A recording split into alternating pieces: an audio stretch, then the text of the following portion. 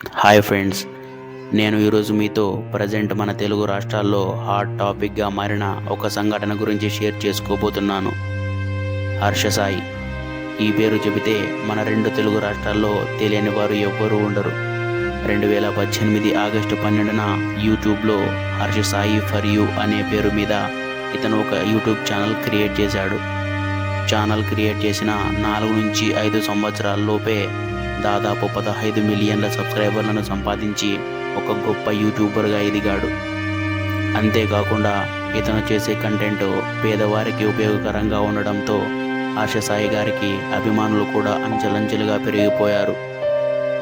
ఇక వివరాల్లోకి వెళితే, ముందు ఓటీటీ బిగ్ బాస్లో పాల్గొన్న 24 సంవత్సరాల ఒక యువతి హైదరాబాద్లోని నార్సింగ్ పోలీస్ స్టేషన్లో హర్ష సాయి మీద అత్యాచారం కేసు నమోదు చేసింది.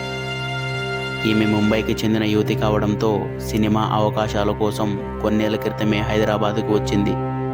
తెలుగు రియాలిటీ షోల్లో కూడా పాల్గొంది.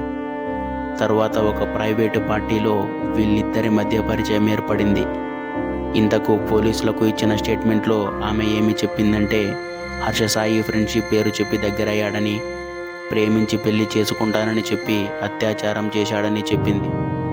అత్యాచారం చేయడమే కాకుండా తన నగ్న చిత్రాలను సేకరించి ఆమెను బ్లాక్మెయిల్ చేయడం మొదలుపెట్టాడని చెప్పింది. ఇప్పటికీ బాధితురాలికి వైద్య పరీక్షలు పూర్తి కాగా హర్ష సాయిపై ఆరోపణలకు గాను ఆధారాలు సేకరించే పనిలో పోలీసులున్నారు. ప్రస్తుతం హర్ష సాయి గారు వాళ్ళ నాన్నగారు పరారీలో ఉన్నారు. వారిద్దరూ ముంబైలో ఉన్నారన్న సమాచారంతో 4 పోలీసు బృందాలు రంగంలోకి దిగాయి. వారిని ఏ క్షణమైనా పట్టుకుంటామని పోలీసులు చెబుతున్నారు. అలాగే హర్ష సాయి గారి మీద సెక్షన్ 328, 376 ప్రకారం ఎఫ్ఐఆర్ కేసు నమోదు చేశారు.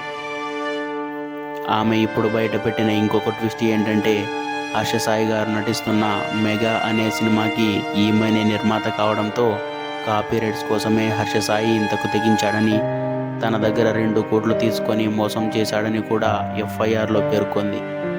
అంతేకాకుండా ఆమెకు మత్తు మందు ఇచ్చి అత్యాచారం చేశాడని చెప్పింది. దీనికి హర్ష సాయి గారు స్పందిస్తూ డబ్బు కోసమే ఆమె తన మీద ఈ ఆరోపణలు చేస్తున్నారని ఓ ప్రకటన విడుదల చేయగా, అతని లాయర్ కూడా ఇదే చెప్పారు.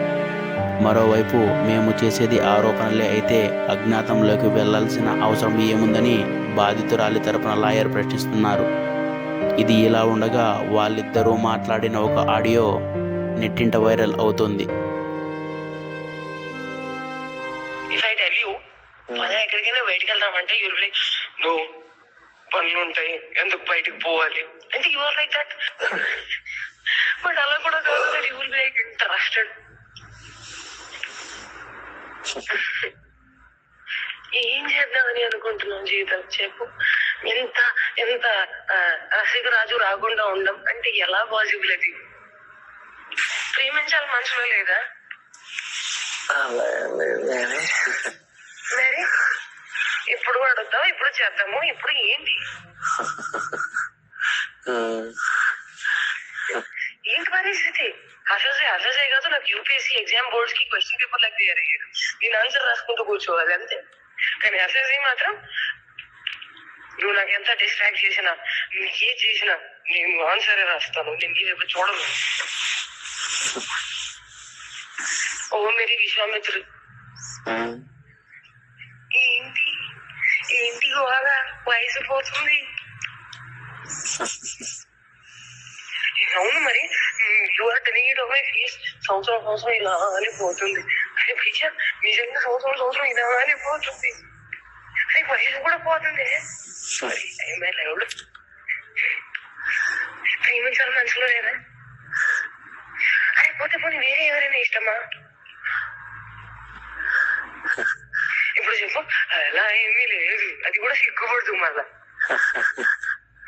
చూడగా అంటే నన్ను ఏం చేయమంటావు చెప్పు. నువ్వేం చేయాల్సిన అవసరం లేదమ్మా, నువ్వు ఇప్పటిదాకా చేసింది చాలు.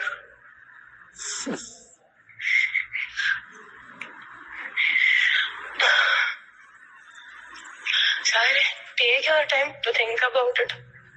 నీ ఇంట్లో లేనప్పుడు నేను ఎలా మాట్లాడుకోగలుగుతాను? అదే ఇంకేది మరి నేనే డెస్పరేట్ గా ఉన్నాను.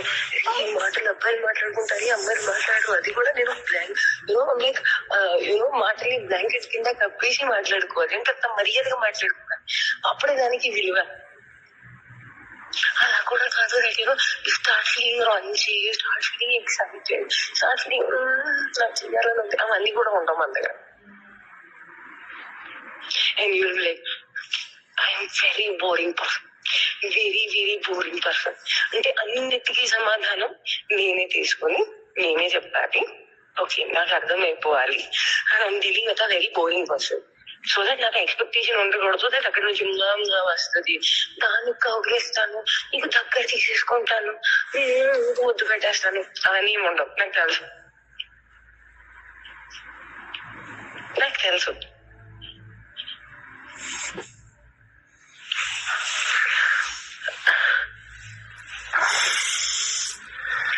क्या चाहती हो तुम, बताओ मुझे.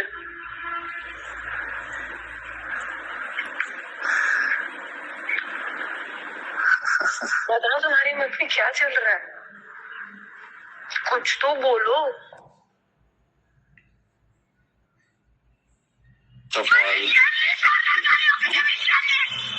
ఇదేంటి? కాదు కాదు ఇదేంటి? నేను నీకు చెప్తుంది అర్థం కావట్లేదు.